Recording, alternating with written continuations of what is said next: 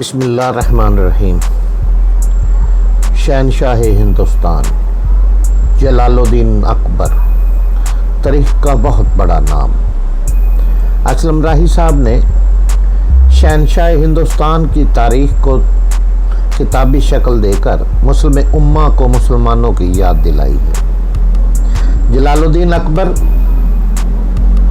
بہت بڑا نام تھا، جس نے کم عمری میں ہی میدان جنگ میں اپنی فتح کے جھنڈے گاڑے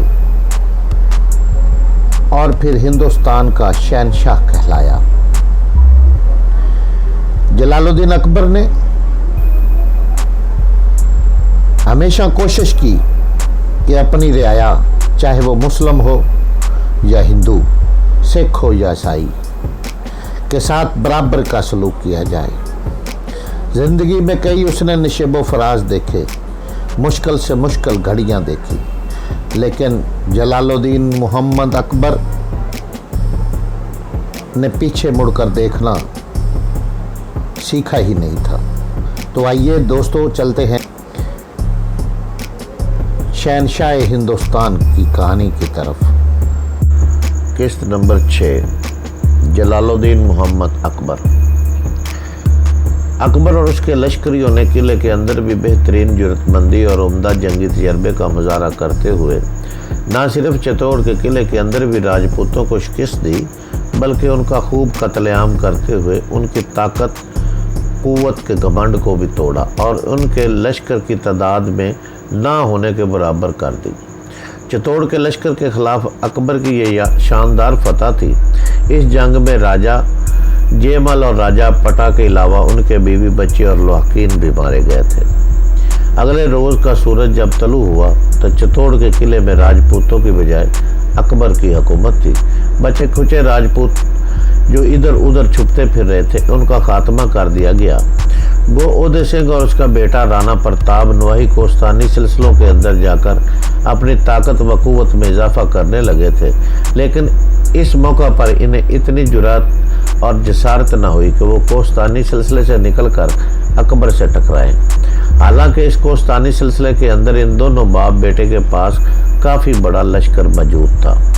چتور کے مضبوط اور مستحکم قلعے کو فتح کرنے کے بعد اکبر نے اس میں قیام کر لیا اور بڑی تیزی سے اس کا نظم و نسق درست کرنے لگا۔ گو اکبر جانتا تھا کہ چتور کا راجہ ادے مل اور اس کا بیٹا رانا پرتاپ نواحی کوستانی سلسلے کے اندر چلے گئے ہیں اور اپنی طاقت و قوت میں اضافہ کر رہے ہیں، لیکن اس کی موجودگی کو اکبر نے کوئی اہمیت نہ دی۔ اس نے چتور کے قلعے میں قیام کیے رکھا۔ چتور کے حالات درست کرنے کے بعد اس نے گوالیار کی طرف روانہ ہونے کا فیصلہ کیا، اور روانگی سے پہلے اس نے اودے سنگھ کی پوری ریاست، جس کا نام ریاست میواڑ تھا، اس کا نظم و نسق اپنے ایک سالار آصف خاں کے سپرد کر دیا۔ اس کے بعد وہ واپس آگرہ کی طرف چلا گیا۔ آگرہ کی طرف جاتے ہوئے اکبر کے ساتھ ایک حادثہ پیش آیا۔ وہ اس طرح کہ جس وقت اکبر چتور سے آگرہ کا رخ کیے ہوئے تھا، راستے میں خونخوار شیر اکبر کے لشکر کے سامنے آ گیا۔ شیر کو دیکھتے ہوئے اکبر بے حد خوش ہوا، اپنے لشکریوں کو حکم دیا کہ کوئی بھی شخص اس شیر کو ہلاک کرنے کی کوشش نہ کرے۔ اکبر نے خود ایک تیر چلایا جو شیر کو لگا۔ شیر زخمی ہو کر بفر گیا۔ اس موقع پر زخمی شیر اکبر کی طرف بڑھا۔ وہ اکبر پر حملہ آور ہونا چاہتا تھا کہ اکبر کے لشکر کا ایک جوان مرد نوجوان، جس کا نام عادل تھا اور جو اکبر کے قریب ہی اس وقت اپنے گھوڑے پر سوار تھا، اس نے چیتے کی طرح شیر کے اوپر جست لگائی اور شیر کو اس نے اکبر کی طرف بڑھنے سے روک دیا۔ اتنی دیر تک اس کے کچھ ساتھی بھی آن ملے اور اس عادل نامی نوجوان نے شیر کو ہلاک کر دیا۔ چتور کی فتح کے بعد راجپوتوں کا ایک بڑا قلعہ مغلوں کے ہاتھوں فتح ہو گیا تھا۔ اب ان کے مزید 2 بڑے قلعے اور پناہ گاہیں رہ گئی تھیں، ایک رنتھن بور کا، دوسرا کالجر۔ اکبر نے تہیہ کیا ہوا تھا کہ وہ ہر صورت میں وہ راجپوت راجاؤں کو اپنے سامنے زیر کر کے رکھے گا اور انہیں اپنا متی اور فرما بردار بنائے گا۔ لہذا چتور کی فتح کے بعد اپنے لشکر کے ساتھ اس نے رتن بھور کا رخ کیا۔ رتن بھور کا حکمران ان دنوں راجہ سورجنس تھا۔ اس نے اکبر کا مقابلہ کرنے کی ठान ली। अकबर ने सबसे पहले रतन बौर का इतनी सख्ती से मुहासरा शुरू किया कि किले के बाहर से कोई चीज़ वो ना अंदर जाने देता, ना किले से बाहर आने की इजाज़त देता। मुहासरा में शिद्दत पैदा करने के बाद अकबर ने एक दूसरा कदम ये उठाया कि रतन बौर किले के करीब ही एक कोस्तानी सिलसिला था जिसे मदन पहाड़ कहकर पुकारते थे। इस कोस्तानी सिलसिले के ऊपर अकबर ने अपने लश्करियों को चंद तोपे नस्ब करने का हुक्म दिया। इससे पहले जो कोई भी रतन बौर पर हमला आवर हुआ था, आज तक किसी ने इस पहाड़ी सिलसिले के ऊपर तोपे नस्ब करके उसे फतह न किया। इस तरह अकबर पहला हुक्मरान था जिसने ये हुक्म दिया। उसके बाद उसके हुक्म को बजा लाते हुए उसके लश्करियों ने बड़ी मेहनत और मशक्क़त के बाद तोपे इस कोस्तानी सिलसिले के ऊपर नस्ब कर दी, और जब तोपों ने गोले दागते हुए रतन बौर को अपना निशाना बनाना शुरू किया तो एक एक गोले से कई मकान ज़मीन बोस होने लगे। ये सूरत राजा सुरजन के लिए बड़ी तकलीफ़ दे थी। उसने अंदाज़ा लगा लिया था कि वो मुसलमानों का मुकाबला नहीं कर सकता, लिहाजा अपनी बीवी बच्चों को लेकर वो किले से निकला और अकबर से उसने माफ़ी मांगते हुए उसकी अतात और फरमाबरदारी कबूल कर ली। इस तरह रतन बौर का मजबूत और मुस्तहकम किला भी अकबर के हाथों फतह हुआ और उसके अंदर जिस कदर ख़जाने और दूसरी कीमती अशिया के ज़ख़ीरे थे, सब पर अकबर का कब्ज़ा था। रतनपुर की फतह के बाद अकबर ने राजपूतों के एक और किले कालनजर का रुख किया। कालनजर का हुक्मरान इन दिनों राजा रामचंद्र था। अकबर जब अपने लश्कर के साथ कालनजर की तरफ बढ़ा तब रामचंद्र ने किसी किस्म की मुज़ाहमत नहीं की, इसलिए उसे खबर हो चुकी थी कि उससे पहले अकबर ने चित्तौड़ और रतन बौर जैसे राजपूतों के मजबूत किलों को फतह करने के बाद अपनी ममलकत में शामिल कर लिया था। इस बिना पर वो खौफज़दा था कि अगर उसने भी मुकाबला करने की कोशिश की तो नुकसान उठाएगा। इस सूरत हाल को सामने रखते हुए रामचंद्र ने अकबर का फरमाबरदार बनकर रहना कबूल किया। लिहाजा जब अकबर अपने लश्कर के साथ कालनजर पहुंचा तो रामचंद्र ने उसकी खिदमत में हाजिर होकर बगैर किसी हिलो हुज्जत के किला अकबर के हवाले करते हुए उसकी फरमाबरदारी और अतात कबूल कर ली। कालनजर का नाम का ये वही किला है जिसको फतह करते हुए शेर शाह सूरी ने अपनी जान हार दी थी। गो इसने इस किले को फतह कर ली, उसके बाद ये किला फिर राजपूतों के कब्जे चला गया था। बहरहाल कालनजर पर अब अकबर का कब्जा हो चुका था। राजपूतों के बड़े बड़े किले जब अकबर ने फतह कर लिए तब छोटे छोटे राजपूत सरदारों ने भी अकबर की अतात अख्तियार करना शुरू कर दी। सबसे पहले जोधपुर के राजा मालदेव का बेटा चद्दर सेन अकबर के दरबार में हाजिर हुआ और अपनी फरमाबरदारी का इजहार किया, लेकिन ये अतात ज़्यादा देर तक कायम न रह सकी क्योंकि बाद में चद्दर सेन ने बागियाना इक़दाम करने शुरू किए और सुहाना के कोस्तानी सिलसिलों की तरफ चला गया और सरकशी इख्तियार की। अकबर ने जोधपुर पर हमला किया और उसे फतह करके बीकानेर के हुक्मरान राय सिंह की तहवील में दे दिया। राय सिंह खुद भी अपने बाप कल्याण मिल के साथ अकबर की खिदमत में हाजिर हुआ और दोनों ने अकबर की अतात करते हुए उसे खराज पेश किया। उनकी इस कार्रवाई से खुश होते हुए अकबर ने कल्याण मल और उसके बेटे राय सिंह को बीकानेर की हुकूमत पर बरकरार रखा। ताहम कल्याण मल का बेटा अकबर के दरबार से मुंसलिक हो गया और उसे एक आला मर्तबा पर मुकर्रर किया गया। साथ ही बीकानेर के राजा कल्याण मल ने अपनी एक बेटी की शादी भी अकबर से कर दी थी। अकबर की बहुत सी बीवियां थी लेकिन अभी तक वो औलाद से महरूम था। उसके जुड़वा लड़के पैदा हुए थे लेकिन जल्दी फौत हो गए, लिहाजा वो औलाद की आरजू करने लगा था। सबसे पहले उसकी बीवी जोधा बाई के यहाँ लड़का पैदा हुआ। ये जोधा बाई अंबर के राजा बारी मल की बेटी थी। इस लड़के का नाम सलीम रखा गया और यही शहजादा सलीम बाद में जहांगीर के नाम से हिंदुस्तान का बादशाह बना। सलीम की पैदाइश के बाद एक दूसरी बीवी ने नवंबर के महीने में अकबर के यहाँ एक बेटी पैदा हुई जिसका नाम खानम सुल्तान रखा गया। तारीख के औराक में यह ज़्यादातर शहजादी खानों के नाम से याद की जाती है। इसके बाद अकबर की बीवी सलीमा बेगम के यहाँ एक बेटा पैदा हुआ जिसका नाम मुराद रखा गया। اس کے بعد اکبر کا تیسرا بیٹا پیدا ہوا جس کا نام دانیال رکھا گیا۔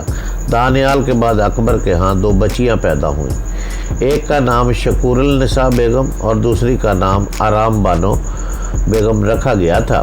شکور النساء بیگم کی شادی ایک شخص شاہ رخ مرزا کے ساتھ کر دی گئی تھی۔ راجپوتوں کو زیر کرنے کے بعد اکبر ناگور شہر پہنچا۔ وہاں اس نے پانی کے 3 ذخیروں کی صفائی کروائی، قلعے کی مرمت بھی کروائی۔ اس کے بعد وہاں اس نے ایک بہت بڑا فوارہ تعمیر کروایا جو اب بھی موجود ہے۔ ناگور ہی کے مقام پر اکبر نے چند روز قیام کیا۔ اس کے بعد اپنے لشکر کے ساتھ وہ اجودن یعنی آج کے پاک پتن پہنچا۔ وہاں اس نے فرید الدین گنج شکر کے مزار پر حاضری دی۔ وہاں سے کوچ کرنے کے بعد وہ دیپال پور کے راستے لاہور روانہ ہوا۔ چند روز لاہور میں قیام کرنے کے بعد وہ اجمیر گیا۔ وہاں سے فتح پور سکری پہنچا اور فتح پور سکری میں اس نے ایک عظیم الشان شہر آباد کرنے کا فیصلہ کیا۔ چونکہ اکبر کے 2 بیٹے سلیم اور مراد کی پیدائش فتح پور سکری میں ہوئی تھی، وہاں ایک بزرگ سلیم شیخ بھی تھے جن سے اکثر و بیشتر اکبر اولاد کے لیے دعا کرایا کرتا تھا۔ چنانچہ اکبر اس جگہ کو خاص عظمت کا حامل سمجھتے ہوئے وہاں ایک خوبصورت شہر بسانا چاہتا تھا۔ اس مقصد کے لیے اکبر نے متعلقہ ماہرین تعمیرات کو حکم دیا کہ شاہی استعمال کے لیے پرشکو عمارات تعمیر کی جائیں۔ کہا جاتا ہے کہ فتح پور سکری میں اکبر کے حکم سے 14 سال تک عمارات تعمیر کی جاتی رہی۔ اس تعمیر کے دوران فتح پور سکری کے ایک بزرگ سلیم شیخ کا انتقال ہو گیا اور اکبر نے شیخ سلیم کا خوبصورت مقبرہ بھی تعمیر کروایا۔ یہ مقبرہ آج بھی اپنے حسن و نفاست اور دلکشی کے اعتبار سے فن تعمیر کا اعلیٰ نمونہ سمجھا جاتا ہے۔ 1571 میں اکبر نے یہاں ایک جامع مسجد بھی تعمیر کروائی جو مغل فن تعمیر کا بہترین نمونہ ہے۔ پہلے شہر کا نام فتح پور رکھا گیا تھا، لیکن بعد میں اکبر نے شہر کو فتح آباد کا نام دیا تھا۔ اس شہر کی سینکڑوں عمارات اب تک دنیا بھر کے سیاحوں کے لیے کشش کا باعث ہیں۔ یہاں کی عمارات حمام، پانی کے ذخائر اور دیوان دیکھنے سے تعلق رکھتے ہیں۔ اکبر 1569 سے 1585 تک لگ 15 سال فتح پور میں ہی قیام کیے رہا، یہاں تک کہ 1582 میں فتح پور کی جھیل کا بند ٹوٹ گیا اور پورا شہر زیر آب آ گیا، جس کی وجہ سے ایک بار پھر اکبر آگرہ منتقل ہو گیا۔ اب اکبر نے اپنی فتوحات کا سلسلہ تیز تر کر دیا تھا۔ اس کی خوش قسمتی کہ ان ہی دنوں ان کا بڑا بھائی مرزا حکیم کابل میں وفات پا گیا تھا۔ اس کی وفات کے بعد کابل کو بھی اکبر نے اپنی سلطنت میں شامل کر لیا تھا اور راجہ مان سنگھ کو اس نے کابل کا اپنی طرف سے حاکم مقرر کر دیا تھا۔ مان سنگھ کو کابل کا حاکم بناتے وقت اکبر نے تاکید کی تھی کہ وہ سوات اور باجوڑ کے علاقے کے باغیوں کو اطاعت اور فرما برداری پر مجبور کرے۔ سوات اور باجوڑ کا سارا علاقہ ایک فرقہ روشنائیوں کے قبضے میں تھا۔ اس فرقے کا بانی ایک شخص باعزید تھا جس نے نبوت کا دعویٰ کیا اور قرآنی تعلیمات کے برعکس اپنی تعلیمات کی مشہوری کی اور اس کے مذہب کے مطابق ہر روشنائی کا قزاق اور لٹیرا ہونا ضروری تھا۔ ان دنوں اس فرقے کا قائد جلال تھا۔ مغلوں نے جب ان پر حملہ کیا تو جلال مارا گیا۔ اس طرح عجیب و غریب فرقے پر قابو پا لیا گیا۔ اس دوران اکبر نے گجرات، احمد آباد اور سوت کے علاوہ بنگال پر بھی حملہ آور ہو کر ان سارے علاقوں کو اپنی سلطنت میں شامل کرتے ہوئے اپنے علاقوں میں خوب وسعت پیدا کر دی تھی۔ گجرات کی فتح میں اس کے وزیر اور سالار مرزا عبد الرحیم خانہ نے کافی خدمات سر انجام دی تھی، لہذا اس کارگزاری نے خوش ہو کر اکبر نے اسے انعام و کرامات سے نوازا۔ پہلے اس نے عبد الرحیم خان کو خانہ کو گجرات کا حاکم مقرر کیا، لیکن بعد میں اسے واپس آگرہ بلایا اور اپنے بیٹے مراد کو اس نے گجرات کا حاکم مقرر کر دیا تھا۔ شمال مغربی سرحدوں کا مسئلہ ہر حکمران کے لیے خاصا توجہ طلب رہا کرتا تھا۔ 13ویں اور 14ویں صدی میں منگول ہندوستان پر بار بار حملہ آور ہوئے اور اس وقت بھی دلی کے حکمرانوں کو ان سرحدوں کی حفاظت کے لیے زبردست اقدامات کرنا پڑے تھے۔ اکبر کے دور میں بھی ان علاقوں سے دو طرح کے خطرات اٹھے۔ ایک خطرہ اسے ازبکوں کا تھا، جن کا ہندوستان میں اکبر نے قتل عام کر کے انہیں دبا دیا تھا۔ اب اندیشہ تھا کہ ازبک اس کا انتقام لیں گے۔ پھر دوسرا خطرہ افغان قبائل سے تھا، جو شمال مغربی سرحدوں کے ساتھ ساتھ موجود تھے۔ ان قبائل میں سے سب سے پہلے یوسف زئی قبائل نے اکبر کے خلاف کارروائی کرنا چاہی۔ یوسف زئیوں پر حملہ آور ہونے کے لیے اکبر نے اپنے دو سالار زین خان اور راجہ بیربل کو ایک لشکر دے کر روانہ کیا۔ یوسف زئیوں اور اکبر کے لشکر درمیان خوفناک جنگ ہوئی۔ اس جنگ کے دوران راجہ بیربل مارا گیا اور زین خان بڑی مشکل سے اپنی جان بچا کر بھاگنے میں کامیاب ہوا۔ اکبر کو بیربل کے مرنے کا بڑا دکھ ہوا، ساتھ ہی اسے زین خان کے شکست اٹھا کر واپس آنے کا بھی صدمہ ہوا۔ اس نے اب راجہ ٹوڈر مل کو یوسف زئیوں کی بغاوت فروغ کرنے کی غرض سے روانہ کیا۔ اس کے ساتھ ہی اس نے اپنے ایک اور قابل اعتبار سالار بھگوان داس کو کشمیر پر حملہ آور ہونے کے لیے روانہ کیا۔ ٹوڈر مل اس قدر سختی اور اس قدر شدت کے ساتھ یوسف زئیوں پر حملہ آور ہوا کہ اس نے یوسف زئیوں کو ہتھیار ڈالنے اور اکبر کی اطاعت قبول کرنے پر مجبور کر دیا۔ دوسری طرف بھگوان داس شدید سردی اور مشکلات کے باوجود کشمیر کے حکمران یوسف شاہ پر حملہ آور ہوا۔ بارش و برف باری اور رسد کی قلت کے باوجود کشمیر کے حکمران یوسف شاہ نے ڈٹ کر مقابلہ کیا، مگر جب جنگ طول پکڑنے لگی تب رسد کی کمی کے سبب کشمیر کے حکمران یوسف شاہ نے اکبر کی اطاعت قبول کر لی اور اکبر کو خراج دینے پر آمادگی کا اظہار کر دیا۔ اس طرح سے کشمیر اور شمال مغربی سارے علاقے بھی اکبر کی سلطنت میں شامل ہو گئے تھے۔